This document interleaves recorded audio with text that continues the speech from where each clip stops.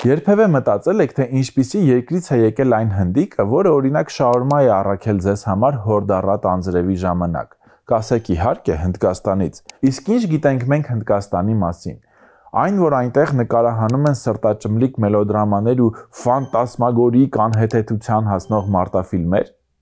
Իրականում Հնդկաստանը միայն բոլիվուդյան երգներանք ֆիլմերը չեն։ Այս դեպքում էլ գուցե կասեք, ախր դու որտեղից գիտես, ինչ է, Հնդկաստանից ես եկել։ Չէ, իհարկե, Հնդկաստանից չեմ եկել, փոխարենը կարդացել եմ Շանտարամը, բայց մինչ այս գրքի մասին պատմելը մի քանի խոսք դրա հեղինակի, ավստրալացի Գրեգորի Դեյվիդ Ռոբերտսի մասին։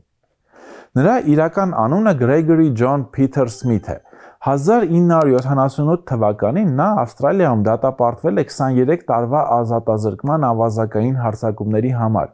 ազատվել է հերոինային կախվածությունից և փախչել բանտից ու մոտ 10 տարի թաքնվել իրավապահներից Հնդկաստանում, ապրելով շատ կինեմատոգրաֆիկ ու արկածներով լի կյանքով։ Ու հենց այդ կյանքի մասին էլ պատմում է Շանտարամ գիրքը, որի էջերին, սակայն, հեղինակը ներկայացնում է Հնդկաստանի այն կողմը, որը մեղմ ասած այնքան էլ տուրիստական չէ։ Հնդկաստանի այդ ահռելի երկրի մի մեծ մասն ապրում է սարսափելի ետնախորշերում, որտեղ կյանքը ենթարկվում է Քիփլինգյան ջունգլիների օրենքներին։